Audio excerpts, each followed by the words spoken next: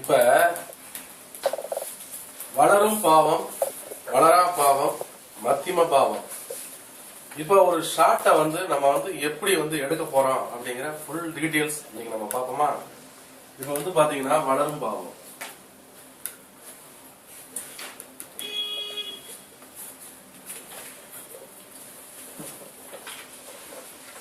இந்த பாவம் பாத்தீங்கன்னா ஒரு பாவகத்தை வளர்க்கக்கூடிய ஒரு பாவகம். சரிங்களா? ஒரு பாவகத்தை வளர்க்கக்கூடிய ஒரு பாவகம். வளரா பாவம்.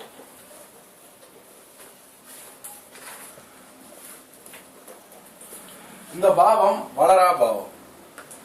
சரிங்களா? இந்த பாவம் வளரா பாவம், மத்தியம பாவம்.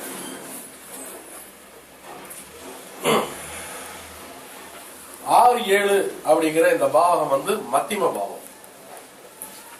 இந்த ஃபார்முலா, இது ஒரு ஃபார்முலா. இந்த ஃபார்முலாவை நீங்க முதல்ல கரெக்டா ஃபாலோ பண்ணணும். சரியா? இப்ப இது எப்படி ஃபாலோ பண்றது அப்படிங்கறத நான் உங்களுக்கு போட்டே காட்டிடுறேன். இப்ப வளரும் பாவம் அப்படிங்கிறது வளரா பாவம், மத்தியம பாவம். இத போட்டுட்டு இப்ப பாருங்க.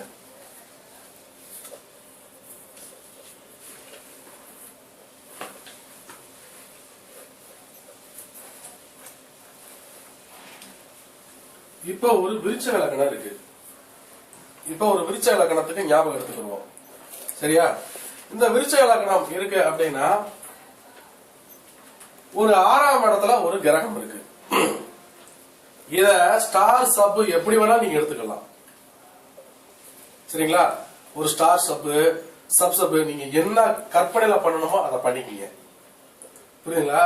இப்ப நம்ம நார்மலா பாக்குற மெத்தடு, நம்ம மெத்தட்ல என்ன ஒரு டிஃபரெண்ட் அப்படின்னு சொல்லி பாத்தீங்கன்னா, ஆறுக்குறியினுடைய திசை அப்படின்னு மட்டுமே நம்ம எடுத்துக்கிட்டு இருப்போம் இல்லையா? இந்த 6ஆம் பாவகம் மற்ற பாவங்களுக்கு அது எப்படி செயல்படுது அப்படிங்கறத நம்ம பாத்துக்கிட்டோம்னா நம்மளுக்கு பஞ்சாயத்து வராது. புரியுதுங்களா? இப்ப பாத்தீங்கன்னா லக்கணத்துக்கு இது 6ஆம் இடம் தானே, அப்ப மத்தியம பாவம் தானே. லக்கணத்துக்கு மத்தியம பாவம் 6ஆம் பாவம், லக்கணத்துக்கு மத்தியம பாவம்.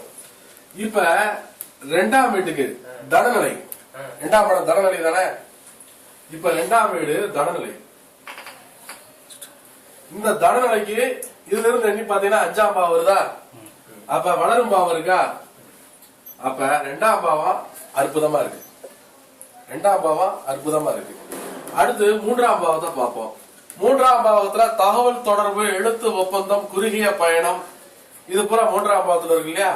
இந்த 3ஆம் பாவத்துக்கு இது எத்தனையா வருது அப்படின்னு பாத்தீங்கன்னா 4ஆ வருவாங்க. இங்க வளரும் பாவத்துல இருக்கா, வளராம் பாவத்துல இருக்கா? வளராம் பாவத்துல இருக்கு. சோ இந்த 3ஆம் பாவகம் அவ்வளவு விசேஷம் இல்ல. அப்படின்னா என்ன அர்த்தம்? ஒரு வளரா பாவம் வருது அப்படின்னாலே காரண காரியம் இன்றி நடந்து கொண்டிருக்கிற அந்த சம்பவம் கட்டாகிறதா வளரா பாவம் காட்டுது. புரியுதுங்களா? சரி, அதுக்கடுத்து 4. இந்த 4ங்கிறது வீடு, நிலம், வாகனம், வீடு, நிலம், வாகனம், உற்பத்தி, இது போல 4ஆம் பாவத்துல இருக்குல்ல. 4ஆம் பாவத்துக்கு இது எத்தனையா வருது? 3ஆ வருது. அப்ப இங்க வளரும் பாவத்துல இருக்கா, வளரா பாவத்துல இருக்கா? அப்ப 4ஆம் பாவம் இங்க சிறப்பாக இருக்கு. புரியுதுங்களா? அப்ப இங்க 4ஆம் பாவத்துக்கு இந்த கெடுதல் செய்யவில்லை, வளரும் பாவத்துல இருக்கு. அடுத்து 5ஆம் பாவம். 5ஆம் பாவத்துக்கு இது 2ஆ வருங்க. இங்க வளரும் பாவத்துல இருக்கா, வளரா பாவத்துல இருக்கா? அப்ப 5ஆம் பாவகம் இங்க நல்லா இருக்கு. அப்ப 5ஆம் பாவத்துல குழந்தை இருக்கு, 5ஆம் பாவத்துல குழந்தை இருக்கு, 5ஆம் பாவகம் ஆன்மீகம் இருக்குல்ல. அப்ப அந்த பாவத்தை அது கெடுக்கல. சரிங்களா? அடுத்து 7ஆம் பாவம். 7ஆம் பாவத்துக்கு இது எத்தனையா வருது? 12ஆவதுல. இது வளரும் பாவத்துல இருக்கா, வளரா பாவத்துல இருக்கா? வளரா பாவத்துல இருக்கு.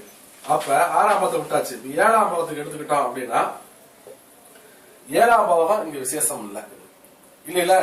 7ஆம் பாவத்துக்கு விசேஷம் இல்ல. அதுக்கு அடுத்து 8ஆம் பாவத்துக்கு இது எப்படி இருக்குன்னு பார்ப்போம். 8ஆம் வீட்டுக்கு இது 3ஆ வருதா?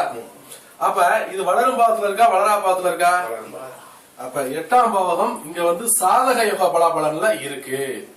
அப்ப 8ஆம் பாவகம் இங்க நல்லா இருக்கு. அடுத்து 9ஆம் பாவத்தை எடுப்போம். 9ஆம் பாவத்துக்கு எத்தனையா வருது? 4ஆ வருது. இங்க வளரும் பாவத்துல இருக்கா, வளரா பாவத்துல இருக்கா?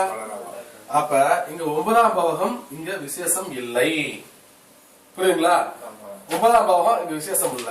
அடுத்து 10ஆம் பாவகம். இந்த 10ஆம் பாவத்துக்கு எத்தனையா வருது? 5ஆ வருது. அப்ப வளரும் பாவத்துல இருக்கா வளராம் பாவத்துல இருக்கா? வளரும் பாவத்துல இருக்கு. இங்க 10ஆம் பாவம் சிறப்பாக இருக்கிறது. அடுத்து 11ஆம் பாவம்.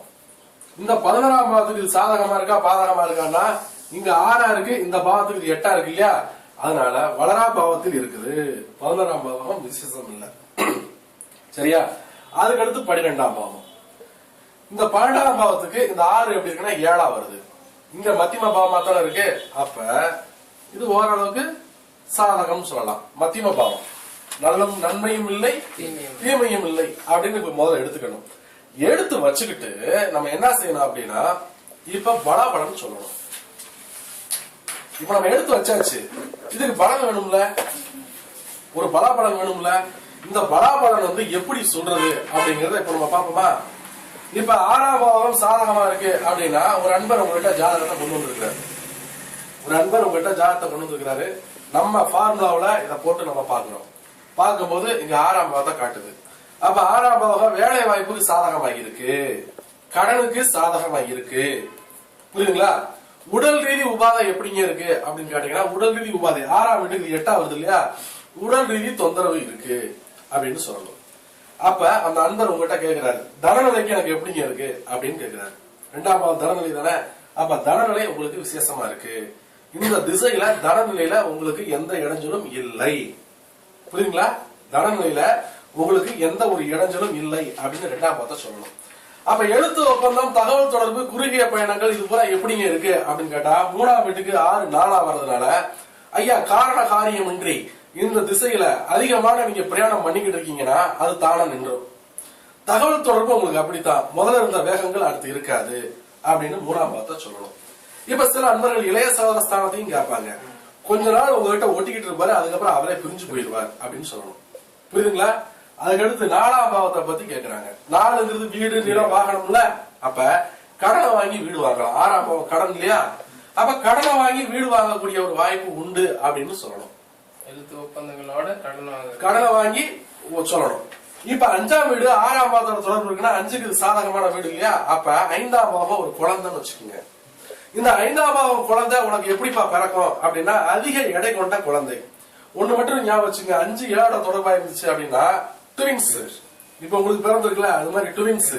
இங்க 5 6 தொடர்பு இருக்கு அப்படின்னா அங்க இருக்கிறத கொஞ்சம் விருத்தி செய்ய போகுது. அப்ப அங்க என்ன ஆகுது, அந்த குழந்தை அதிக எடை கொண்ட குழந்தையா அங்க பிறக்கும். இதே 5 6 தொடர்பு பார்க்கும்போது ரத்த அணுக்கள் சம்பந்தமான நோயின்னு சொல்லலாம்.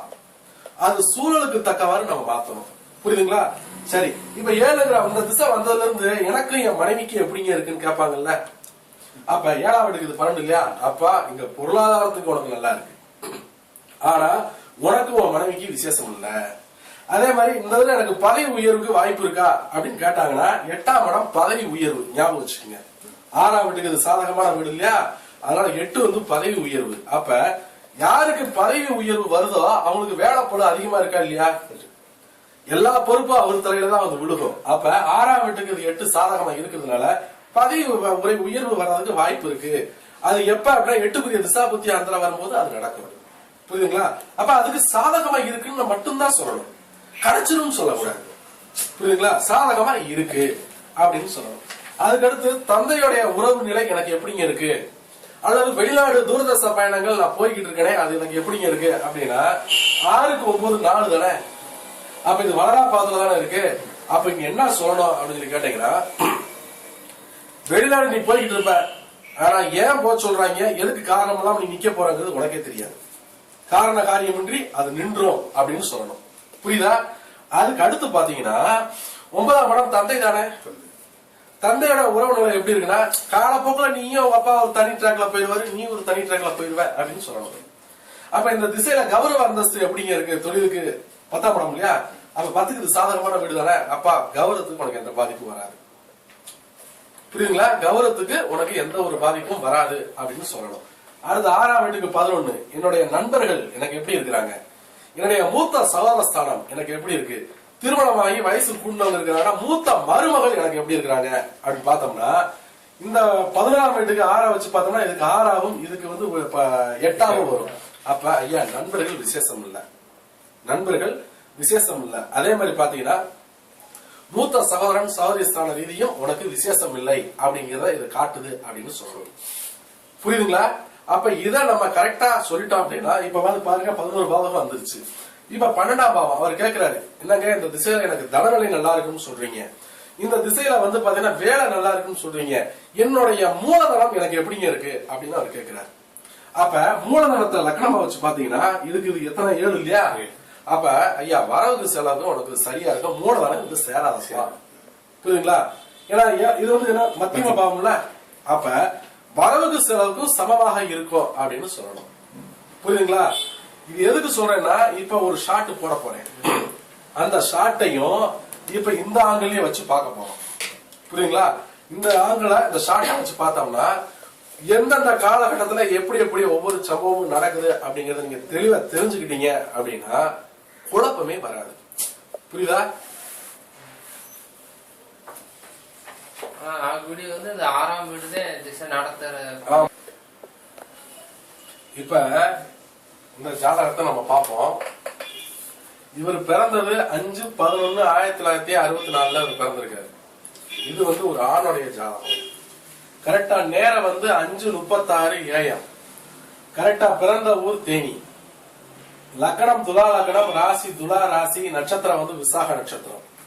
கரெக்டா குரு மகாதிசையில 7 வருஷம் 4 மாதம் 17 நாள் இருப்பு கட்டி பிறந்திருக்கிறார். அதுக்கு பிறகு சனி மகாதிசை ஒரு 19 வருஷம். அப்ப கரெக்டா 26 வயது 4 மாதம் 17 நாள் வரைக்கும் எடுத்துக்கிட்டோம்னா இவருக்கு வந்து சனி திசை தான் ஓடி இருக்கு. அதுக்கப்புறம் புதன் மகாதிசை ஒரு 17 வருஷம், கிட்டத்தட்ட 43 வயது 4 மாதம் 17 நாள் வரைக்கும் இவருக்கு வந்து பாத்தீங்கன்னா புதன் திசை தான் ஓடி இருக்கு. அதுக்கு பிறகு கேது மகாதிசை ஒரு 7 வருஷம். அந்த கேது திசையை சேர்த்தோம்னா 50 வயது 4 மாதம் 17 நாள் வரைக்கும் கேது திசை தான். அதுக்கு பிறகு சுக்கிர மகாதிசை ஒரு 20 வருஷம். ஆக 70 வயது 4 மாதம் 17 நாள் வரைக்கும் இவருக்கு சுக்கிர திசை தான் இருக்க போகுது. சரிங்களா? சரி, இது ரெண்டாவது பார்ப்போம். ஃபர்ஸ்ட் கொடுப்பனைய பார்ப்போமா? கொடுப்பனை எப்படி அப்படின்னா இங்க லக்ன பாவ புத்திநாதன் குரு. இப்ப 1ஆம் பாவ கொடுப்பனை குரு 3:11 இருக்கிறான். குரு 3:11 இருக்கிறான். குரு நின்ற நட்சத்திரம் சூரியன். சூரியன் வந்து பாத்தீங்கன்னா தசையில பாவ புத்தியில கிடையாது. முதல்ல ரூல சொல்லிடுறேன். முதல்ல பாவ புத்தி தான் 1. பாவ புத்தியில இல்லாத கிரகத்தை தசையில நீங்க பாருங்க. தசையில இல்லாத பட்சம் தான் கிரகத்துல பார்க்கணும். இந்த ஸ்டெப்ப மாத்தவே கூடாது. இது ஃபர்ஸ்ட் ஸ்டெப், இது செகண்ட் ஸ்டெப், இது தேர்ட் ஸ்டெப். புரியுதுங்களா? இந்த பாவ புத்தியில இல்லாத ஒரு கிரகத்தை எதுல பார்க்கணும்? தசையில பார்க்கணும். தசையில இல்லாத கிரகத்தை கொண்டு போய் கிரக காரகத்துல பார்க்கணும். இந்த ஸ்டெப்ப நீங்க மாத்தவே கூடாது. மாத்தினீங்கன்னா தப்பாயிடும். சரிங்களா? சரி, இங்க பாவ புத்தியில இப்ப இந்த சூரியன் இருக்கிறானா? இல்ல. அப்ப தசையில பாத்தீங்கன்னா 4, 8, 12 இருக்கானா?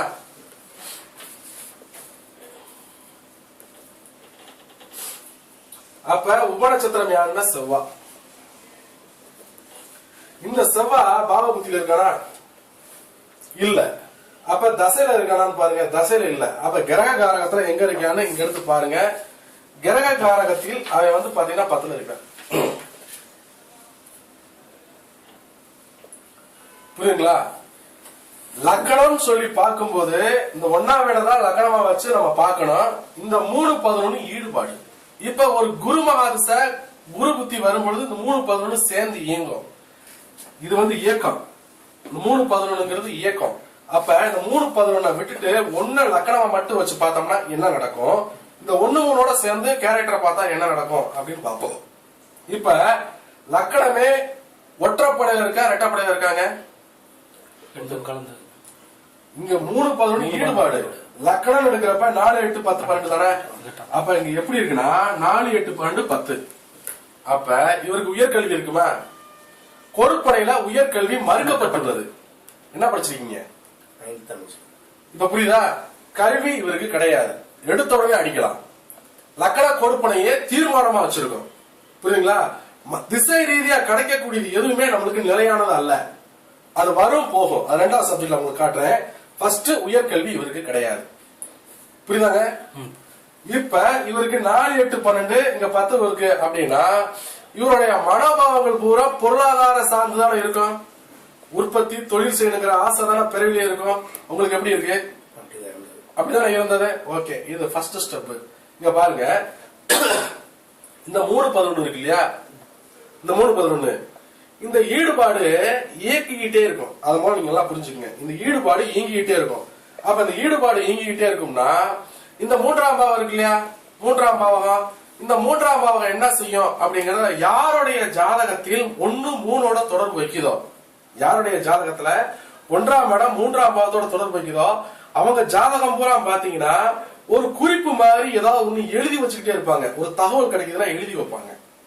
இப்ப நீ எழுதி வைக்கிறீங்களா, அது மாதிரி எழுதி வைப்பாங்க. அதே மாதிரி இன்னொரு விஷயம் என்னன்னா தகவலை சேமித்தல். இந்த 3ஆம் பாவங்கிறது வந்து பாத்தீங்கன்னா தகவலை சேமிக்கிறது. யார் யாரு என்னென்ன சொல்றா அப்படிங்கிற தகவலை சேமிக்கக்கூடியது இந்த 3ஆம் பாவம். அதே மாதிரி இன்னொரு விஷயம் என்னன்னா இது பிறவி கொடுப்பனை தானே. அப்ப இந்த பிறவி கொடுப்பனை அப்படிங்கறதுனால என்ன ஆகும்னா இதுக்குள்ள போகாம இது வரவே வராது. இப்ப உதாரணம், திருமண தகவல் மையம் ஏன் ஆரம்பிச்சீங்க உங்களுக்கு புரியுதா? 3ஆம் இடம் திருமண தகவல் மையம், 3ஆம் இடம் குறியீர் வந்துச்சா இல்லையா? அப்ப இந்த 3ஆம் பாவத்துக்குள்ள உங்களுடைய செயல்பாடு இயங்கி கொண்டே இருக்கும். ஆனால் வெற்றியா தோல்வியாங்கிறது 2வது. புரியுதுங்களா? அப்ப அந்த என்ன அடைகளை இது வந்து லக்னம் 1ஆம் பாவம் இது கொடுத்துக்கிட்டே இருக்கும். ஒண்ணு. இன்னொரு விஷயம் என்னன்னா லக்னபாவ புத்திநாதன் யாரு அப்படின்னு பார்த்தோம்னா லக்னபாவ புத்திநாதன் குரு தானே. அப்ப இயற்கையாவே வந்து பாத்தீங்கன்னா யாருக்கு லக்னபாவ புத்திநாதன் குரு வருதோ அவங்களுக்கு பூரா பாத்தீங்கன்னா பெரிய மனித தன்மை தோரணம் இருக்கும், மதிப்பு மரியாதை கிடைக்கும். வெளியில போயாச்சுன்னா அந்த மதிப்பு மரியாதை இயற்கையாவே கிடைக்கும். இது 1ஆம் பாவ கொடுப்பனை. அப்ப தொழில் பொருளாதார மைண்டு தான் உங்களுக்கு ஓடுமே தவிர வேற எந்த ஒரு சிந்தனையும் வராது. புரியுதுங்களா? இது லக்ன கொடுப்பனை. அதே மாதிரி 4 வருது இல்ல, இந்த 4ஆம் பாவம் வருதுல, இங்க கவனிங்க, யாருக்கு கொடுப்பனையில அந்த 4 வருதோ எந்த ஒரு காரியத்தை நீங்க எடுத்து வச்சு பார்த்தாலும் முழுமை அடைய மாட்டீங்க. இதுல கொஞ்சம் அதுல கொஞ்சம், இதுல கொஞ்சம் அதுல கொஞ்சம், விட்டு விட்டா போகுமே தவிர முழுமை அடைய விடாது. உங்களுடைய மைண்ட் பூரா வீடு நில வாகனம் இதுக்குள்ளேயே தான் போகும். சொத்து சேர்க்கணுங்கிற ஆசை இருக்கும், வாகனம் சேர்க்கணுங்கிற ஆசை இருக்கும். அப்ப ஒரு உங்களுடைய மன ஆற்றல் பூரா எதுக்குள்ள போகும்னா 4ஆம் பாவத்தை சார்ந்தே போகும், உற்பத்தியை சார்ந்தே போகும். அப்ப அதே மாதிரி உங்ககிட்ட பாத்தீங்கன்னா எந்த ஒரு விஷயத்துக்குள்ள போனாலும் நீங்க முழுமை அடையாம போயிட்டே இருக்கிறதா பார்க்கலாம். ஒண்ணுல போக அது கட் ஆகிட்டு பல வடிக்கும் தொடர, ஒண்ணுல போக கட்டாக இன்னொன்னு தொடர, இப்படித்தான் அது வந்துகிட்டு இருக்கும். உண்மையா இல்லையா? கரெக்டா? அப்ப இப்படித்தான் இது செயல்படும். இது 1ஆம் பாவ கொடுப்பனை. புரிஞ்சுட்டீங்களா? இப்ப நம்ம 2ஆம் பாவ கொடுப்பனைக்குள்ள போறோம். புரியுதுங்க உங்களுக்கு? இப்ப 2ஆம் பாவ கொடுப்பனை போறோம். 2ஆம் பாவ கொடுப்பனை யாரு? சுக்கிரன் தானே. சுக்கிரன் சந்திரன் நட்சத்திரம் உபநட்சத்திரம் ராகு. இப்ப பாத்தீங்கன்னா சந்திரன் பாவ புத்திக்குள்ள வரல, தசையிலயும் வரல. அப்ப இடத்துக்கு தகவாறு இருப்பேன். அப்ப சந்திரன் பிறவில எங்க இருக்கான் அப்படின்னா 1 இருக்கான். ராகு வந்து பாத்தீங்கன்னா 5 9 இருக்கான். 5 9 இருக்கான். இப்ப தனநிலை, இப்ப அந்த ஃபர்ஸ்ட் சொன்னோம் இல்லையா, வளரும் பாவம் வளரா பாவம் மத்தியம பாவம் பார்த்தோம்ல. இப்ப 2ஆம் வீடு 5ஆம் வீட்டுக்கு 4 வருது, 2ஆம் வீட்டுக்கு 9ஆம் வீடு 8 வருது. இது வளரும் பாவத்துல இருக்கா வளரா பாவத்துல இருக்கா? 4 8 வளரா பாவம். அப்ப அந்த வளரா பாவத்துல இருக்கிறதுனால தனநிலையில உங்களுக்கு வளர்ச்சி இருக்குமா? உங்க கையில எத்தனை லட்சங்கள் கொடுத்தாலும் உங்க கையில பணம் தங்காது. இதுதானே பெரிய விதியா இருக்கு. அப்படிங்கும் போது சுக்கிர திசை நடக்கிற காலகட்டத்துல ஏதாவது மிச்சம் இருக்குமா? இருக்காது. அப்ப சோ இந்த சுக்கிர திசை இந்த ஜாதகத்துக்கு வரும் பொழுது இதோடைய தாக்கத்தை எடுத்து அப்படியே கொடுக்கும். இதுல இன்னொரு விஷயம் என்னன்னா ஒரு திசை நடக்கிறப்ப இது பூராமே இணைஞ்சு செயல்படும். இப்ப உதாரணம் 2 6 8 12 எல்லாமே இயங்கி வரும். அது திசைக்கு வரும்போது உங்களுக்கு நான் காட்டுறேன். புரியுதுங்களா? அப்ப இப்ப வரும்பொழுது பாத்தீங்கன்னா 2ஆம் பாவ கொடுப்பனை உங்களுக்கு பெரிலேயே அவுட்டு. சரி, அப்ப 2ல சுக்கிரன் இருக்கான்ல, 2ல சுக்கிரன் இருக்கான்ல, அப்ப 2ஆம் வீட்டுல சுக்கிரன் இருக்கால இவர் எப்படி பேசுவாரு, எப்படி ஒரு உணவுகளை எடுத்துக்கொள்வார் அப்படின்னு பாப்போமா? 2ஆம் பாவம் உணவு இருக்கு, 2ஆம் பாவம் பேச்சு இருக்கு. அப்ப நீங்க எந்த ஒரு நபர்கிட்ட பேசினாலும் ஒரு நபரை மயக்கும் தன்மையில தான் பேசுவீங்க. புரியுதுங்களா? அப்ப அழகா உங்க பேச்சு வந்து இனிமையாக இருக்கும். 2ல யாருக்கு சுக்கிரன் இருக்கோ அவங்களுடைய பேச்சு மிக மிக இனிமையாகவே இருக்கும். புரியுதுங்களா? அதே மாதிரி உணவு விட்டோம்னா ருசி இல்லாத உணவு உங்களுக்கு பிடிக்காது. நல்லா ருசியா, ருசி இல்லையா தூக்கி போட்டு ஓட்டு வந்துட்டே இருப்பீங்க. ஏன்னா சுக்கரை வந்துட்டாலே ருசி தேடும் நாக்கு. புரியுதுங்களா? அதே மாதிரி உங்களுக்கு தனநிலை வந்து பாத்தீங்கன்னா 5ஆம் பாவத்துடையும் 9ஆம் பாவத்துடையும் தொடர்பு இருக்குதுல்ல. அப்ப இந்த 5ஆம் பாவகம் ஆன்மீகம், கலை, ஜோதிடம் இதெல்லாம் இருக்குல்ல, அதுக்குள்ள உங்க காசு போகத்தானே செய்யும். கோயிலுக்கு டொனேஷன் கொடுக்கறது, அதே மாதிரி உங்களுடைய தனநிலையை எடுத்து விளையாட்டு, அதே மாதிரி இந்த எப்படி சொல்றது அப்படின்னா இந்த என்டர்டைன்மெண்ட் சொல்றோம்ல, இந்த என்டர்டைன்மெண்ட்டுக்காக காசை நீங்க நிறைய செலவு செய்வீங்க, கையில காசு தங்காது அப்படின்னு 2ஆம் பாவம் காட்டுது. புரியுதுங்களா செந்தில? இப்ப 2ஆம் பாவம் கொடுப்பனை எப்படி எடுக்கிறோங்கிறது உங்களுக்கு புரியுதா? இப்ப 3ஆம் பாவத்துக்கு போமா, அழகா நோட் பண்ணிக்கீங்க.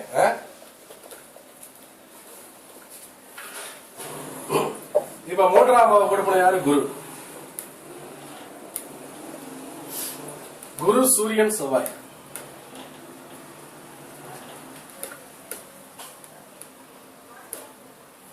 சூரியன் 4 8 12. செவ்வாய் பாத புத்தியில இல்ல, தசையில இல்ல.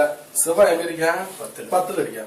சரி, இப்ப இவருக்கு 3ஆம் பாவம் லக்னம் சாராத பாவம். இந்த லக்னம் சாராத 3ஆம் பாவம் கம்யூனிகேஷன் இருக்கு இல்லையா, கம்யூனிகேஷன் ப்ராப்ளம் உங்களுக்கு வருங்க. போன் பஞ்சாயத்து, கம்யூனிகேஷன், நெட் எல்லாம் போட்டு நெட் அவ்வளவு ஒர்க் ஆகாது. சிஸ்டமே நேரத்தை வேலை பார்த்தேன். இது கம்யூனிகேஷன் ப்ராப்ளம் உங்களுக்கு இருக்கு. ஏன்னா பிறவி கொடுப்பனை 3ஆம் பாவ கொடுப்பனே அவுட்டுங்கும் போது இப்ப நீங்க பாருங்க, திருமண தாவல் மையம் உங்களுக்கு ஒத்து வருமா? ஒத்து வராது. கம்யூனிகேஷன் நீங்க கொடுக்குற கம்யூனிகேஷன் பிறகு போய் சேராது. அதே மாதிரி பாத்தீங்கன்னா யாருக்கு 3ஆம் பாவம் அவுட்டோ அவங்களுக்கு பூரா பாத்தீங்கன்னா போன் கான்டாக்ட் அவ்வளவு சிறப்பா இருக்காது. நீங்க ஒரு தகவல், திருமண தகவல் மையம் வச்சிருக்கீங்க அப்படின்னா உங்களுடைய லெட்டர்ஸ் நீங்க கொடுக்குற காப்பி எதுவுமே பாஸ் ஆகாது. ஒரு முறை பதிஞ்சுட்டாங்கன்னா திருப்பி வரமாட்டாங்க. புரியுதுங்களா?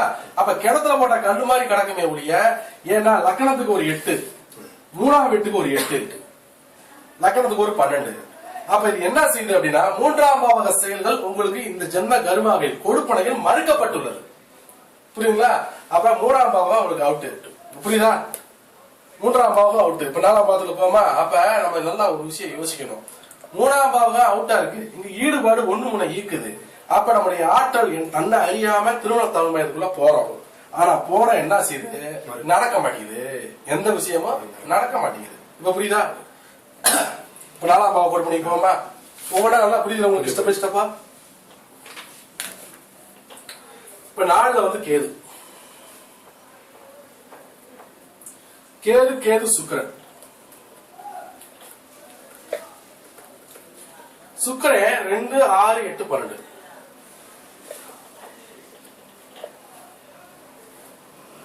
ரெண்டு 6 8 12. இப்ப 4ஆம் பாவம்.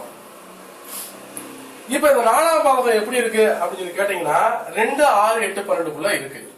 இப்ப 4ஆம் பாவ புத்தியாவது 4ஆம் பாவத்துல இருந்து 2 6 8 12 இருக்கு அப்படின்னா இந்த 2ஆம் பாவம் நல்ல பாவங்க. 2ஆம் பாவம் நல்ல பாவம். ஆனா 6 8 12 வந்து பாத்தீங்கன்னா கெட்ட பாவம். இப்ப என்ன ஆகும்னா உங்ககிட்ட ஒரு இடம் இருக்குன்னு வச்சுக்கோங்களேன், ஒரு இடம் இருக்கு, அந்த இடத்தால் கடுகளவு பிரயோஜனம் இல்லை. அது சொல்றது புரியுதுங்களா? அந்த இடம் இருக்குன்னு நீங்க கம்பீரமா இருக்கலாம். என்கிட்ட ஒரு சொத்து இருக்கு, என்கிட்ட ஒரு சொத்து இருக்குன்னு சொல்லலாமே தவிர அந்த சொத்தை விற்க முடியுமா? விற்க முடியாது. விற்க ட்ரை பண்ணீங்களா அதுக்கு முன்னாடி? அது மலட்டு சொத்தா தான் கிடக்கும். அதே மாதிரி அந்த சொத்து பேர்ல கடை வாங்கலாம், ஆனா அந்த சொத்தை விற்பனை செய்ய இயலாது. ஏன்னா உங்களுக்கு 4ஆம் பாவம் கொடுப்பன உண்மை மாதிரி. ஆனா அதே சமயத்துல இந்த கேது மகாதசை வரும் பொழுது பொருளாதாரம் எல்லாமே டோட்டலா அழிச்சிடும். அதை நான் திசைக்கு வர்றேன். திசைக்கு வரும்போது உங்களுக்கு நான் சொல்றேன். இப்ப 4ஆம் பாவம் கொடுப்பன ரெட்டப்படையோட இருக்கு, சொத்து இருக்கு, இருந்தும் இல்லாத கிடக்கு. புரியுதுங்களா? ஆக சொத்து இருக்கு, 4ஆம் பாவம் சாதகமா இருக்கு, நீங்க வாங்கி போறது உண்மையை ட்ராக் மாதிரி. புரியுதுங்களா? அது எப்படிங்கிறது 2ஆம் உங்களுக்கு திசையில வந்து விரிவாக்கம் கொடுக்குறேன். எழுதிட்டீங்களா? அடுத்த ஸ்டெப்புக்கு போலாமா? அடுத்த 5ஆம் பாவம் ராகு.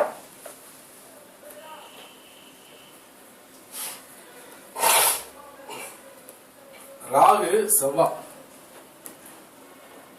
10, நட்சத்திரம் புதன். புதன் வந்து 10ல இருக்கு.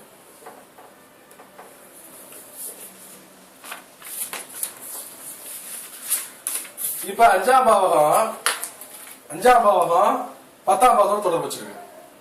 5ஆம் பாவம் 10ஓட தொடர்பு வச்சிருக்கு. இப்ப 5ஆம் பாவகம் 10ஆம் பாவத்தோட தொடர்பு வச்சிருக்கு அப்படின்னா 5ஆம் பாவகங்கிறது உங்களுடைய குழந்தைய குறிக்குமா? 5ஆம் பாவகம் உங்களுக்கு புத்திரஸ்தானத்துல 8-12 வரல. அதனால 5ஆம் பாவம் உங்களுக்கு நல்லா இருக்கு. ஒரு விஷயம் என்னன்னா, ராகு பிரம்மாண்டத்தை குறிக்கக்கூடியவன். அவன் போய் 10ஆம் பாவத்தோட தொடர்பு வச்சிருக்கான்.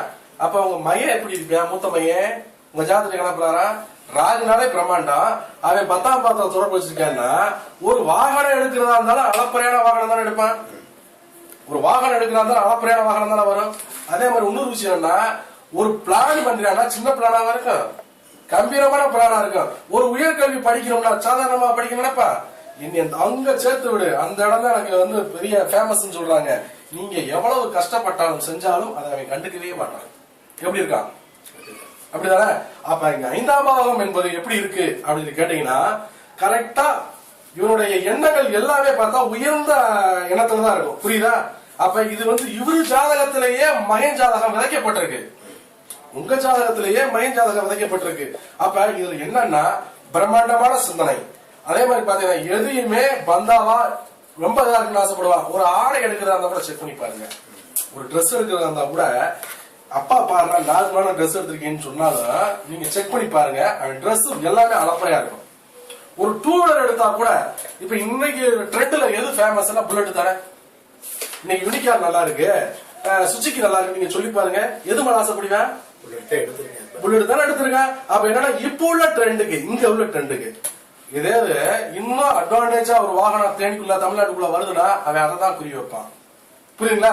அப்ப 5ஆம் பாவ கொடுப்புனை உங்க ஜாதகத்திலேயே விதிக்கப்பட்டிருக்கு. அப்ப உங்களுக்கு 5ஆம் பாவகம் உங்களுக்கு 5ஆம் பாவகம் உங்களுக்கு சிறப்பா இருக்குன்னா, ஜோதிடம் சம்பந்தமானது உங்களுக்கு எப்படி இருக்கும்? சிறப்பா இருக்கும். அப்ப 5-10ஓட தொடர்பு வச்சிருக்குல்ல, அதனால ஜோதிடம் ஆன்மீகத்துல உங்களுக்கு ஒரு மரியாதை கிடைக்கும். அப்ப 5ஆம் பாவம் நல்லா இருக்கு அப்படின்னா, எதுலயாவது ஒரு ட்ரஸ்ட் அல்லது ஏதாவது ஒரு கோயில்ல உங்களுக்கு பதவி கொடுத்திருக்காங்களா? கோயில் ட்ரஸ்ட்ல மெம்பரா இருக்கீங்க, பதவி கிடைக்கும். அது எப்பன்னா, ராகு திசா புத்தி அந்தரம் வரும் பொழுது உங்களுக்கு அது கிடைக்கும். அதை நான் அப்ப சொல்றேன். சரி, இப்ப இந்த ராக பார்த்தாச்சு, 5ஆம் பாவத்தை பார்த்தாச்சு. இப்ப 6ஆம் பாவத்தை பார்ப்போமா? உங்களுக்கு நல்லா இப்ப புரியுதுல, ஒவ்வொரு பாட்டா உடச்சு காட்டுறது புரியுதுல. சரி, இப்ப 6ஆம் பாவத்தை பார்ப்போம். இப்ப இது எதுக்கு சொல்றதுன்னா, ஒரு மனிதனுடைய கொடுப்பனைய உங்க ஜாதகம், இது உங்களுடைய ஜாதகம், இந்த 12 பாவத்தை நான் உடைச்சு காட்டுறேன் அப்படின்னா, இது உங்களுடைய கொடுப்பனை. உங்களுடைய வளர்ச்சியை பார்த்து நான் பொறாப்பறேன்னா நான் முட்டாளா இல்லையா? நீங்க உங்களால மாதிரி வளர ஆசைப்படுறேன்னு சொல்றது முட்டாளா இல்லையா? அவங்க ஜாதகத்துல இருக்கக்கூடிய விதியை யாராலையும் மாத்த முடியாது. என் ஷாட்டை நான் போட்டு காட்டுறேன், அப்ப பாருங்க. என் ஜாதகம் என்னைய கரெக்டா கூட்டு போகுது. நான் யாரையும் பார்த்து நான் வளர ஆசைப்படல. ஆனா என் கர்மம் என்னவோ அதை யாராலையும் மாத்தவும் முடியாது. அப்ப உங்க இந்த ஜாதகத்துல இருக்கக்கூடிய கர்மத்தை தான் மாத்த முடியுதா? அண்ணன் ஜாதகத்துல மயம் இவ்வளவு அழகா இருக்கா, நான் வேணா 5ல இருக்கிற ராக மாத்தி காட்டுறேன்னு சொல்லி மாத்தணும்னா என்னுடைய அறியாமையை உடைய ஏதாவது மாத்த முடியுமா? ஒருத்தருடைய கர்மாவை மாத்த முடியாது. அதே மாதிரி இன்னொரு விஷயம் என்னன்னா, நான் கண்ட உண்மை, ஒரு பாவகம் எதை குறிகாட்டுதோ அந்த பாவக செயல்பாடு நடக்குதுன்னு நம்ம உணர்ந்த பிறகு நம்மளுக்கு எதுக்கு ஆணவம்? நம்மளுக்கு எதுக்கு தேவையில்லாத அவரை மாதிரி வரப்போறேன் இவரை மாதிரி வரப்போறேங்கிற சிந்தனை வரப்போகுது. என்னால சுட்டு போட்டாலும் வராது. ஏன்னு கேட்டா, நான் யாருங்கிறத உணர்ந்துட்டேன். புரியுதுங்களா? எதுக்கு சொல்றேன்னா, இதை நீங்க தெரிஞ்ச பிறகு நீங்க என்ன பார்த்தோ இவரை பார்த்தோ நீங்க பொறாமப்படுறதுல எந்த பிரயோஜனமும் இல்லை. உங்க கர்மம் என்னவோ அதுதான் நடக்கும். ஆனா பார்த்துக்கோமா,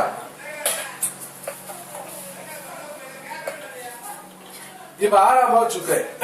சுக்கிரன் நட்சத்திரம் சந்திரன். சந்திரன் எதுல இருக்கா? 1.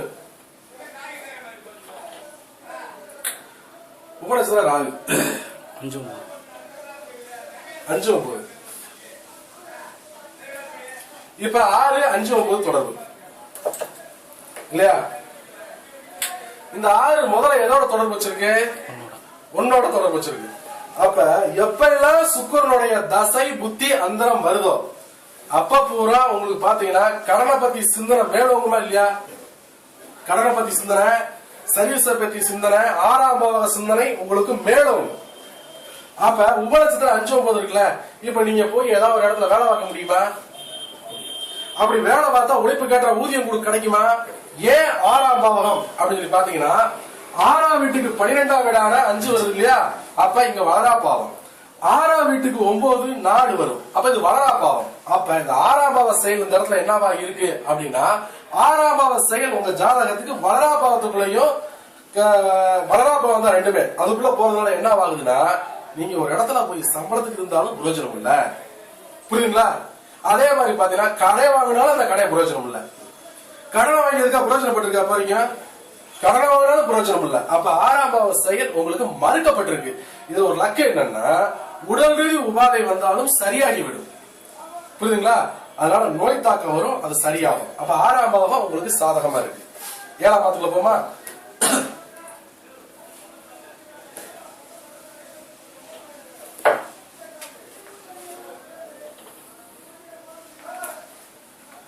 ஏழு வந்து சனி, சனி நட்சத்திரம் செவ்வாய், உப நட்சத்திரம் சூரியன்.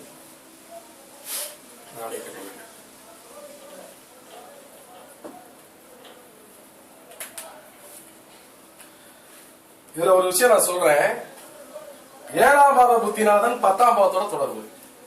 7ஆம் பாவ புத்திநாதன் 10ஆம் பாவத்தோட தொடர்பு. உப நட்சத்திரம் வந்து பாத்தீங்கன்னா 4, 8, 12 தொடர்பு. இப்ப 7ஆம் பாவம் வளரா பாவத்துக்குள்ளதானே இருக்கு. 7ஆம் பாவம் வளரா பாவத்துக்குள்ளதானே இருக்கு.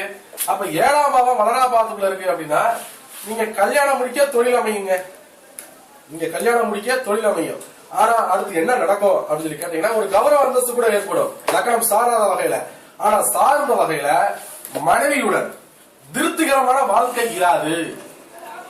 யாருடைய ஜாதகத்துல 7 வந்து 10, 4, 8, 12 தொடர்பு வச்சுச்சோ மனைவியிடம் திருப்திகரமான வாழ்க்கை இருக்காது. புரியுதுங்களா? அப்ப அவங்களுடைய மனோபாவங்கள் கூட எப்படி அமைக்கப்பட்டிருக்கு 7ஆம் பாவத்துல அப்படின்னா இரட்டை மனோபாவம் தான் அவங்ககிட்ட இருக்கும். அப்ப ஒரு தாமரை இலையில் ஒட்டிய நீர் போல வாழ்க்கை தான் உங்களுக்கு இருக்குமே ஒழிய சந்தோஷமான வாழ்க்கை இருக்குமா? அப்ப சந்தோஷமான வாழ்க்கை இருக்க வாய்ப்பு இல்ல. அப்ப இதுதானே இது காட்டுது. அப்ப 7ஆம் பாவ கொடுப்பன இந்த மாதிரி இருக்கு. அதே மாதிரி இன்னொரு விஷயத்தையும் நான் சொல்லிடுறேன். யாருடைய ஜாதகத்தில் ஒரு பாவகத்துக்குள் 8, 12 வருதோ அப்ப பாத்தீங்கன்னா கல்யாணம் முடிக்க அல்லது எந்த பாவகம் தொடர்பு வைக்குதோ அந்த பாவத்தில் இருக்கக்கூடிய பொருளாதாரம் அதன் ரீதியிலையும் விரயமாகும். புரியுதுங்களா? அப்ப 7ஆம் பாவ கொடுப்பன அவ்வளவு விசேஷம் இல்லை அப்படிங்கறத காட்டுது. எப்படி இருக்கு உங்களுக்கு? உங்க மனைவி ஸ்தானம் உங்களுக்கு வந்து திருப்தி இல்லாத ஒரு சூழல் தானே. அடுத்தது போமா. புரியுதுங்களா? உங்களுக்கு புரியுதுல?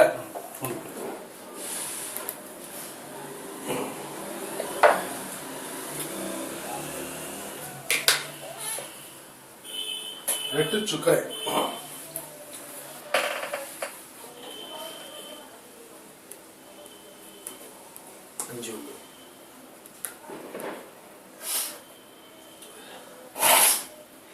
இங்க 8 வந்து சுக்கரை. 8 சுக்கரை இருக்கா. சுக்கரை என்ற நட்சத்திரம் சந்திரன் லக்னம், அதாவது பாவ தொடர்புல உனக்கு வந்துருக்கான் கிரக காரகத்துல. அப்ப எதிர்பாராத சிந்தனை வரும்ல, எதிர்பாராத ஆன்மீக ஈடுபாடு வரும்ல, எதிர்பாராத தகாத உறவு ஏற்படும்ல. சோ இங்க வந்து பாத்தீங்கன்னா இந்த சுக்கரை வந்து எப்ப வந்து 5, 9 தொடர்பு வச்சிருக்கானோ எதிர்பாராத ஜோதிடம், எதிர்பாராத ஆன்மீகத்துக்குள்ள நீங்க போக வேண்டியது வரும். ஆனா தொழிலுக்கு சாதகமா இருக்கா? தொழிலுக்கு சாதகமா இல்ல. ஆனா 8ஆம் பாவத்துக்கு சாதகமா இருக்கா? சாதகமா இருக்கு. ஒரு வழிவேதனை இருக்கும், ஆயுளுக்கு பங்கம் இல்ல. புரியுதுங்களா? ஏன்னா 8 வந்து பலப்படுத்துது. அப்ப ஆயுளை பலப்படுத்துவதால் ஒன்னும் பிரச்சனை இல்லை. ஆனா 8, 5ஓட தொடர்பு வைக்கும் போது எதிர்பாராத காதல், எதிர்பாராத ஆன்மீகம், எதிர்பாராத கலை, இதுக்குள்ள நீங்க போக வேண்டிய காலகட்டாயம் இந்த சுக்கிரனுடைய திசையோ புத்தியிலயோ நடக்கும். புரியுதுங்களா? புரியுதுல்ல உங்களுக்கு? செஞ்சு உங்களுக்கு புரியுதுங்க. அடுத்து 9ஆம் பாவத்துக்கு போமா. இப்ப இது பூராமே பிக்சடான கொடுப்பன. இப்ப திசை வரும்போது எப்படி வருது அப்படிங்கறத பார்ப்போம்.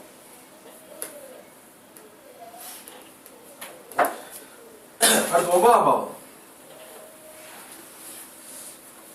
இப்ப 9ல ராகு இருக்கா. ராகு என்ற நட்சத்திரம் செவ்வாய், 10 உப நட்சத்திரம் புதன், அதுவும் 10. இப்ப இந்த சப்ஜெக்டா இப்ப நான் வெளியே சொல்லாம திசை வரும்போது சொல்றேன். இப்ப 9ஆம் பாவம் தூரதர்ச பயணம், ஆன்மீகம், ஆராய்ச்சி, இதன் மூலம் கௌரவ அந்தஸ்து ஏற்படும் காட்டுதுல. இந்த வழக்கத்தை மட்டும் திசையில வச்சு சொல்லி காட்டுறேன். புரியுதுங்களா? அப்ப இங்க வந்து பாத்தீங்கன்னா 9ஆம் பாவ ரீதியா கௌரவ அந்தஸ்து ஏற்படுவதை இங்க காட்டுகிறது. அதை மட்டும் நீங்க எழுதுங்க. புரியுதுங்களா? அப்ப அதன் ரீதியில கௌரவம் அந்தஸ்து தொழில் அமைப்புவதை காட்டுகிறது. அவருடைய விரிவாக்கம் திசையில வரும்போது காட்டுறேன். ஏன்னா காட்டினா தான் அப்பதான் புரியும். புரியுதா? அப்ப 9ஆம் பாவம் உங்களுக்கு நல்லா இருக்கு. இப்ப 10ஆம் பாவம் கொடுக்கணும். சரியா?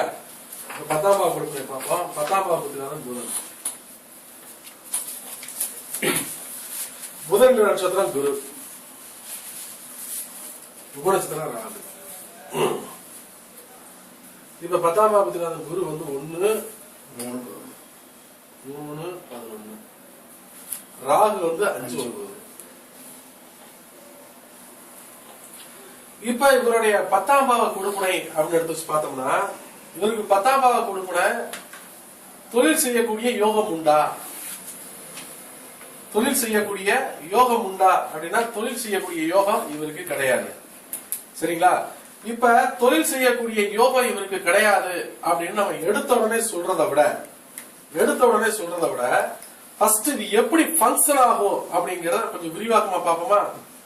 10 1ஓட தொடர்பாகிறது ஒரு அற்புதமான பாவம். 10ஆம் பாவம் ஒரு 1ஆம் பாவத்தோட தொடர்பாகிறது அற்புதமான பாவம். அப்ப 10 1ஓட தொடர்பாகும் போது பாத்தீங்கன்னா தொழில் கௌரவ அந்தஸ்து தானா தேடி வர்றத குறிக்கும். 10 வந்து 1ஓட தொடர்பு வைக்கிறது. அடுத்து 10ஆம் பாவகம் 3ஆம் பாவத்தோட தொடர்பு வைக்கிறது என்னவாகும்னா தொழில் ரீதியில ஒரு மாற்றம் ஏற்படுவதை 3ஆம் பாவம் காட்டும். தொழில் ரீதியில ஒரு மாற்றத்தை அடைய போறார் அப்படின்னா ஒரு இடத்துல ஒரு வேலை தொழில் செஞ்சுட்டீங்கன்னா அந்த தொழில் இன்னொரு இடத்துல மாத்தி கிடைக்கும்.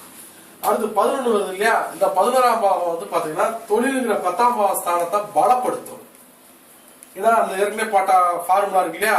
அது போல வளரும் பாவங்கிறதுனால என்ன செய்யும்? ஒரு வளர்ச்சியை கொடுக்கும். அதே மாதிரி இந்த வேலைய நட்சத்திரம் செஞ்சுக்கிட்டு இருக்கும் போது இந்த உபநட்சத்திரம் இருக்கு பாத்தீங்களா? இந்த உபநட்சத்திரம் என்ன செய்யும்னா 10ஆம் வீட்டுக்கு 5 ஒரு 8ஆ வேலை செய்யும். 10ஆம் வீட்டுக்கு ஒரு 5 8 வேலை செய்யும். நீங்க செஞ்சுக்கிட்டு இருக்கிற ஒரு தொழில ஒரு இடைஞ்சலை கொடுக்கும். எப்ப அந்த பாவத்துக்குள்ள ஒரு 8 வருதோ அது இடைஞ்சலை கொடுக்கும். அதுக்கப்புறம் அந்த 10ஆம் வீட்டுக்கு 12ஆம் வீடான 9 வரதுனால அந்த தொழிலை கம்ப்ளீட்டா கைவிட்டு போக வைக்கும். சோ இந்த அடிப்படையில தான் இந்த 10ஆம் பாவகம் வேலை செய்ய போகுது. ஆக 10ஆம் பாவகம் உங்களுக்கு தொழிலுக்கு விசேஷம் இல்லை. புரியுதுங்களா? அப்ப 10ஆம் பாவம் விசேஷம் இல்லை. இப்ப அடுத்த 11ஆம் பாவத்தை பார்ப்போமா? நீங்க முதலீடு போட்டு செய்யக்கூடிய தொழில் உங்களுக்கு லாபத்தை தராது, தொழில் செய்ய யோகம் இல்லை அப்படின்னு காட்டுது. அடுத்து 11ஆம் பாவகம். இப்ப நம்ம எதை பார்த்துட்டு இருக்கோம்? 12 பாவக கொடுப்பனையை பார்த்துட்டு இருக்கோம். 11ஆம் பாவம் குரு தானே. குரு என்ற நட்சத்திரம் யாருன்னா சூரியன். உபநட்சத்திரம் செவ்வாய். செவ்வாய் வந்து 10ஆம் பாவ டீட்ல இருக்கு பார்த்தோம்னா சூரியன் வந்து பாத்தீங்கன்னா 4 8 12 தானே.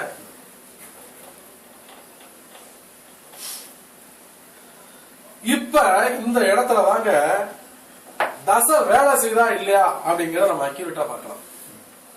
நான் சொல்றது புரியுங்களா?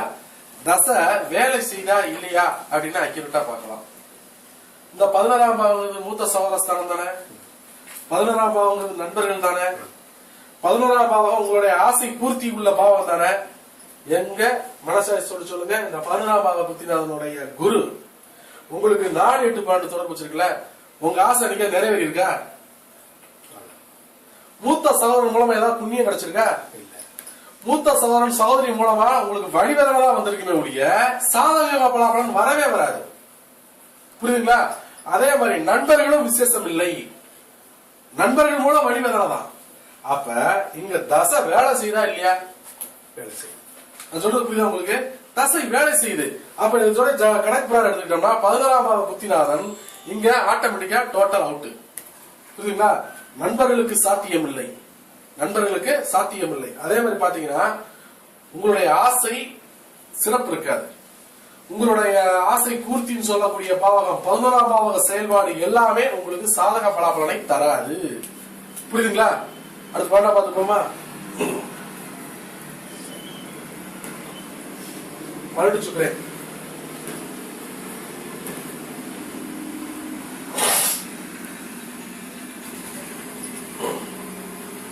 சந்திரன் எத்தனை டிகிரில இருக்கு பார்த்தா 1 4 5 9.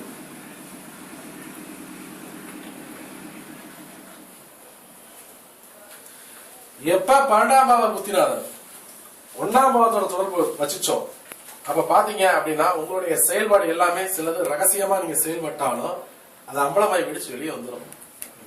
புரியுதுங்களா? அதே மாதிரி 5 9 தொடர்பு இருக்குல்ல, ஒற்றைப்படை பாவத்துக்கு தானே இருக்கு. 12ஆம் பாவம் நீங்க 2வது தொழில் செஞ்சாலும் அவுட்டு தானே. அதே மாதிரி மூலதனம் குறைக்கு தங்கியிருக்கா, மூலதனமும் உங்களுக்கு அவுட்டு தான். ஏன் மூலதனம் அவுட்டு? இங்க 11ஆம் பாவம் வந்தா தான் 12க்கு 12 கிடையாது. புரியுதுங்களா? எப்ப ஒற்றைப்படை பாவத்துக்குள்ள அந்த எட்டப்பட பாவகம் போயிடுச்சோ அப்பவே இந்த 12ஆம் பாவம் அவுட் ஆயிடுச்சு, மூலதனங்கிற பாவகம் அவுட் ஆயிடுச்சு. புரியுதுங்களா? இப்ப 12 பாவ கொடுப்புனைய நம்ம பார்த்தாச்சு. இந்த 12 பாவ கொடுப்புனைய பார்த்துட்டு இப்ப திசைக்குள்ள போறோம். புரியுதுங்களா? இப்ப திசை உங்களுக்கு எப்படி வேலை செய்ய போகுது? இப்ப 12 பாவத்தை எடுத்திருக்கோம்ல, 12 பாவத்தை எடுத்திருக்கோம். இந்த 12 பாவத்துல இந்த கொடுப்பனை பிக்சர்னு சொல்ற பாத்தீங்களா, இப்ப இத மீறி திசை கிடையவே கிடையாது. இத மீறி திசை கிடையவே கிடையாது. இப்ப எப்படி அப்படின்னு பார்ப்போம். பிறக்கும் போது என்ன திசையில எடுத்து பிறந்திருக்கீங்க? குரு மகா திசையில 7 வருஷம் 4 மாதம் 17 நாள் இருப்பு கட்டி பிறந்திருக்கீங்க. அதுக்கு பிறகு சனி திசை ஒரு 19 வருஷ திசை தானே, சனி 19 வருஷ திசை தானே. இப்ப சனிய பாத்தீங்கன்னா சனி 7ஆம் பாவம் குத்தினாலும் தானே. சனி நட்சத்திரம் செவ்வாய்,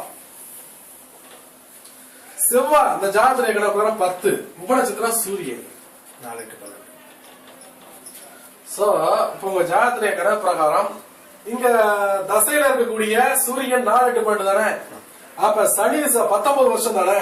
அப்ப உங்க ஜாதக கணக்கு பிரகாரம் 7 வயசுல இருந்து 26 வயசு 4 மாதம் 17 நாளுக்குள்ளேயே உங்களுடைய கல்வி அப்படின்னு சொல்லக்கூடிய உயர்கல்வி ஆட்டங்கணுமா ஆட்டங்கனாதா? உயர்கல்வி படிக்க முடியாது. ஏன்னா 4 8 12 உயர்கல்விங்கிறது 9வது பாவகம். அப்ப உயர்கல்வி 9வது பாவத்துக்கு 12ஆம் ஆண்டான 8 வரதுனால இந்த திசையில உங்களுக்கு வந்து பாத்தீங்கன்னா உயர்கல்வி சிறப்பை தராது. புரியுதுங்களா? அப்ப எப்ப வரைக்கும் 26 வயது 4 மாதம் 17 நாள் வரைக்கும் எடுத்துக்கிட்டோம்னா உயர்கல்வி யோகம் இல்லை அப்படிங்கறத காட்டுது. அதே மாதிரி இன்னொரு விஷயம் என்னன்னா, அடிப்படை கல்வியும் ஆட்டங்காணும். நீங்க அடிப்படை கல்வி நீங்க படிக்கிறீங்கன்னா அந்த அடிப்படை கல்வி கூட இந்த கணக்கு பிரகாரம் பார்த்தோம்னா வேண்டா வெறுப்பாதான் நீங்க போயிருக்க முடியுமே தவிர நல்ல மார்க் வாங்கியிருக்க முடியாது. மக்கு பையன் சொல்லுவோம் பாத்தீங்களா, படிப்பே இல்லாத ஒரு மக்கு பையன். ஏன்னா இந்த 4 8 12 வந்துச்சு அப்படின்னாலே கல்வியில் ஈர்ப்பு இருக்காது. லாக் பண்ணு, சவுண்ட் பயங்கரம் பண்ணு. புரியுதுங்களா? அப்ப இந்த பாவகம் தான் இது வேலை செய்யும். அப்ப இந்த 26 வயதுக்குள்ளேயே தொழில் மைண்டு தாங்க உங்களுக்கு அதிகமா இருக்கும். புரியுதுங்களா? இந்த 26 வயது 4 மாதம் 17 வரைக்கும் தொழில் மைண்டு தான் அதிகமா இருக்கும். அடுத்து புதன் திசையை பார்ப்போமா? புதன் திசை இப்ப புதன் மகா திசை வரும் பொழுது புதன் 10 தானே. புதன் என்ற நட்சத்திரம் யாரு? குரு. உப நட்சத்திரம் ராகு. இப்ப இந்த ஜாதக கணக்கு பிரகாரம் குரு வந்து 1 3 11, ராகு 5 9. இங்க ஒரு விஷயத்தை கவனிங்க. கரெக்டா 27 வயதுக்கு மேல 27 வயதுக்கு மேல இந்த புதன் மகாதசை எத்தனை வருஷம்? 43 வயது 4 மாதம் 17 நாள் வரைக்கும் இருக்கு.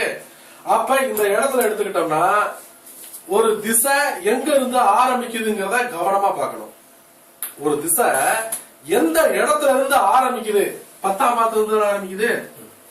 அதுல தொழில் நல்லா இருக்கு நல்லா இல்லங்கிறது 2வது. தொழில் நல்லா இருக்கு நல்லா இல்லங்கிறது 2வது. இங்க 10ஆம் மாதத்துல இருந்து ஆரம்பிக்கப்பட்ட அந்த திசை கரெக்டா 2 நட்சத்திரம் 1 3 11. அப்ப பாத்தீங்கன்னா இந்த காலகட்டங்கள்ல ஒரு போடி கௌரவம்னு சொல்லுவோம் பாத்தீங்கன்னா. இப்ப உங்க அப்பா ஒரு தொழில் செஞ்சுட்டு இருக்காருன்னா உங்க அப்பாவோட தொழில நீங்க போய் ஒரு டம்மியா அந்தஸ்தா கௌரவமா போய் உட்காரலாம். நல்லா பார்க்க பெரிய மனித தோரணை, அவருக்கு என்னப்பா பெரிய இடத்து ஆளு அப்படின்னு சொல்றாங்க இல்லையா, அந்த மாதிரி அமைப்புகள்லாம் இவங்க அதை கொடுத்துக்கிட்டு வரும். ஆனா இங்க உபநட்சத்திரம் 5 9 காட்டுதுல, அந்த 5 9 என்ன செய்யணும்? 9 தகாத உறவு இல்லையா. அப்ப அந்த தகாத உறவுங்கிறதுனால இந்த புதன் திசையிலே உங்களுக்கு திருமணமும் ஆகும். இந்த புதன் திசையில திருமணமும் ஆகும். இங்க திருமணம் ஆன உடனே ஏன்னா இந்த ஜாதக கணக்கு பிரகாரம் 9வது பாவகம் இங்க காட்டுறதுனால அங்க மீண்டும் இன்னொரு பெண்ணு கிட்ட பழக்கம் வரும். 5 வந்து விருப்பத்தை குறிக்கும், 9ங்கிறது தகாத உறவை குறிக்கும். அப்ப இங்க என்ன ஆகும்? இந்த புதன் திசையிலேயே மீண்டும் ஒரு பெண்ணிடம் பழக்கம் ஏற்படும். அந்த பழக்கம் எங்க ஏற்பட்டுச்சு? அதான் மேட்ரு. நான் சொல்றது புரியுங்களா? பழக்கம் ஏற்படும். அந்த பழக்கம் எங்கே எப்பொழுது ஏற்பட்டது? தொழில் செய்யும் இடத்தில். புரியுதா? அப்ப தொழில் செய்யற இடத்துல தானே இவர் எந்த இடத்துல தொழில் செஞ்சிருக்கிறாரோ அங்கதான் 9ஆம் பாவம் காட்டுது, அங்கதான் அஞ்ச காட்டுது. அப்ப விருப்பமான ஒரு பெண்ணை அவர் தேர்வு செய்கிறார். ஒண்ணு. இன்னொரு விஷயம், அந்த பெண் என்ன அப்படின்னு பாத்தீங்கன்னா, எப்பவுமே எடுத்துக்கிட்டீங்கன்னா புதன் யாருங்க? புதன் யார்? இப்ப இந்த இடத்துல கிரக வரிசையை பிடிக்கணும். இந்த இடத்துல கிரக வரிசையை பிடிக்கணும். இப்ப கிரக வரிசையை பிடிக்கும்னா புதன் வந்து தெலுங்கு இனத்தை குறிக்கும் இல்லையா? புதன் தெலுங்கு இனத்தார். அப்ப தெலுங்கு இனத்தை குறிக்கக்கூடிய கிரகம் அது 5-9 காட்டக்கூடிய ராகு வந்து ஜாதி பிற இனத்தை குறிக்கும், தன் குலம் அல்ல. அப்ப இங்க வந்து பாத்தீங்கன்னா புதன் வந்து தெலுங்கு இனத்தை குறிக்கும். அதை சார்ந்த 2வது பெண்ணு தான் அமைஞ்சது இருக்கு இல்லையா? அப்ப இதை சார்ந்த ஒரு மறுமணம் தான், மறுமணம் கூட சொல்ல முடியாத ஒரு பெண்ணிடம் பழக்கம். அப்ப அந்த பழக்கம் இங்க பாத்தீங்கன்னா எதுல கொடுத்தது? இந்த புதன் திசையில கொடுத்தது. ஒண்ணு. இங்க கொடுத்தாலும் இந்த புதன் திசையில அப்பா செய்யக்கூடிய தொழில அவர் மேனேஜ்மெண்ட் பண்ணிட்டு போயிட்டு இருக்கிறாரு. எப்ப வரைக்கும்? 43 வயசு 4 மாசம் 17 நாள். இவருக்குன்னு தனியா எந்த ஒரு தொழிலும் எதுவுமே இல்லை இல்லையா? அப்ப கரெக்டா பாத்தீங்கன்னா கேது திசை ஸ்டார்ட் ஆகுது. சரிங்களா? இப்ப இந்த கேது திசையை பாருங்க. இந்த கேது மகாதிசை ஒரு 7 வருஷம். இந்த கேது 7 வருஷம் அப்படின்னா இங்க கேத பாத்தீங்கன்னா 3, 7, 11. இங்க பாவ புத்திகளை இருக்கானா? இல்ல. இங்க 3, 7, 11 இருக்கியா? சாரி, 4 இருக்கா? கேது 4 இருக்கா? கேது நின்ற நட்சத்திரம் கேது. உபநட்சத்திரம் சுக்கிரன். 2, 6, 8, 12. 2, 6, 8, 12. எப்ப ஒரு பாவகம் 8, 12ஓட தொடர்பு வைக்கிறோ அந்த பாவகம் டோட்டலா அவுட் ஆகும். நான் பார்த்த அளவுல எப்ப ஒரு ரெட்டப்பட பாவகம் ரெட்டப்பட பாவத்துக்கு சாதகமாக இருந்தாலும் இங்க 4, 2, 6, 8, 12ஓட தொடர்பு வைக்கிறதுனால ஆட்டோமேட்டிக்கா இந்த கேது மகாதிசையில 43 வயதுல இருந்து 50 வயதுக்குள்ள பொருளாதாரம் டோட்டலாக வாஸ் அவுட் ஆகும். புரியுதுங்களா? அப்ப இந்த கேது திசையில இவர்கிட்ட இருந்த அந்த 4ஆம் பாவகம் பூராமே கேள்விக்குறியாகும். வீடு, நிலம், வாகனம், இவர் எவ்வளவு அந்தஸ்து கௌரவமா இருந்தாரோ அது பூராமே இதுல அவுட். நம்ம நினைச்சிட்டு இருக்கிறோம் 4ஆம் பாவத்துக்கு சாதகமான ரெட்டப்பட பாவம் தானே. எப்ப 8, 12 உள்ளுக்குள்ள வந்துருச்சோ அப்பவே 4ஆம் பாவம் அவுட். 10 இருந்தா இந்த பாவகம் இழுத்து கொண்டு போகும். உண்மை.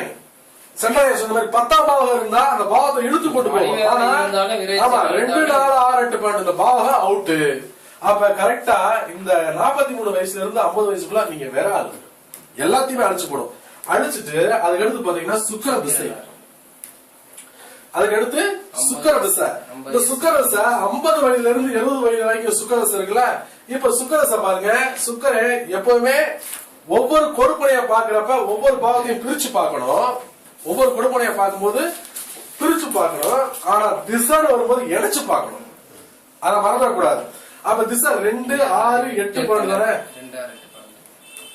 சுக்கிரன் 2, 6, 8, 12. சுக்கிரன் நட்சத்திரம் சந்திரன் 1. ராகு 5, 9. அப்ப இங்க என்ன செய்யுது? குண்டுமல்லி சைஸ் தங்க கையில இருக்குமா? 2 மீண்டும் பாத்தீங்கன்னா 6, 8, 12 தொடர்பு. இங்க பொருளாதார நெருக்கடி, தொழில் வளர்ச்சியின்மை. அதே மாதிரி பாத்தீங்கன்னா இந்த திசையில பாத்தீங்கன்னா பணத்துக்கு எவ்வளவு கஷ்டப்படணுமோ அவ்வளவு கஷ்டப்பட்டே ஆகணும். ஏன்னா 2ஆம் வீட்டுக்கு பாத்தீங்கன்னா 5 வந்து வளரா பாவம், 2ஆம் வீட்டுக்கு 9 வந்து 8, இது வளரா பாவம். அப்ப இதுக்குள்ளே ஒரு 8 பாயிண்ட் இருக்கு. அப்ப இங்க என்ன ஆகுது அப்படின்னு சொல்லி கேட்டீங்கன்னா பொருளாதார சிக்கல் மேல் சிக்கல் தான் இருக்குமே தவிர இதுல வளர்ச்சி அடையாது. 1. அதே மாதிரி இந்த திசையில கம்யூனிகேஷன் சம்பந்தமான தொழில் ஒத்து வருமா? ஒத்து வராது. ஆனா இந்த திசையில ஒரு விஷயத்த பாத்தீங்கன்னா உங்களை அறியாமலே எதிர்பாராத ஜோதிடம் ஆன்மீக கலைக்குள்ள உங்களை தள்ளி விடுது. முதலீடு இல்லாததுதான் உங்களுக்கு சக்சஸ் ஆகும். அதே மாதிரி இன்னொரு விஷயம் என்னன்னா இந்த 2, 6, 8, 12 2, 6, 8, 12 உங்களுடைய சொல்களோ உங்களுடைய செயல்களோ அவ்வளவு சீக்கிரத்துல வெளியே வராது. புரியுதுங்களா? அப்ப அது ஒரு சிக்கல், இடைஞ்சலை, இடையூறை இந்த சுக்கரசில இவர் அனுபவிச்சுட்டு இருக்கார் அப்படின்னு காட்டுது. சரியா? அப்ப இந்த திசை இந்த வேலையை செய்யுதுன்னா இப்ப மீண்டும் வர்றேன். அப்ப இவருக்கு இப்ப என்ன நடந்துகிட்டு இருக்கு? இந்த திசை அவுட்டுன்னு சொல்லியாச்சு. இப்ப இவருக்கு என்ன நடந்துகிட்டு இருக்கு அப்படின்னா இப்ப எந்த பெண்ணு கிட்ட ஒரு கல்யாணம் முடிச்சு மனைவி மூலமான லாபம் இல்லைன்னு பார்த்தாச்சு. இப்ப 2வது ஒரு பெண்ணு கிட்ட ஒரு பழக்கம் வச்சு ஒரு குடும்பம் நடத்திக்கிட்டு இருக்காரு அப்படின்னா ராகு வந்து பாத்தீங்கன்னா செவ்வாய் புதன் 9ஆம் பாவகம் 10ஆம் பாவத்தோட தொடர்பு வச்சிருக்குல்ல, 9ஆம் பாவகம் தொழில் ஸ்தானத்தோட தொடர்பு வச்சிருக்குல்ல. இந்த இரண்டாவது மனைவி கிட்ட இருந்துதாங்க தொழிலே நடக்குது. இந்த தொழிலுக்கு சப்போர்ட் யார் பண்றா அப்படின்னா இரண்டாவது மனைவியே சப்போர்ட் பண்றாங்க. புரியுதுங்களா? அப்ப ஒரு ஜாதகத்தை எடுக்கும் போது அக்கு வேற ஆணி வேற பிரிச்சு பார்த்துட்டோம்னா அந்த ஜாதகம் எப்படி பங்கன் ஆகுது, எப்படி செயல்படுது அப்படிங்கறத அவ்வளவு அழகா அவ்வளவு அற்புதமா நம்ம பார்க்கலாம். புரியுதுங்களா? இது குழப்பம் இருக்கா உங்களுக்கு? இப்ப யாரு சப்போர்ட் இருக்கா அப்படின்னு சொல்லி 9ஆம் பாவத்தை பிரிச்சு எடுக்கும் போது உங்களுக்கு புரியுதா? இரண்டாவது மனைவி தான் சப்போர்ட். சரி, ஓகே.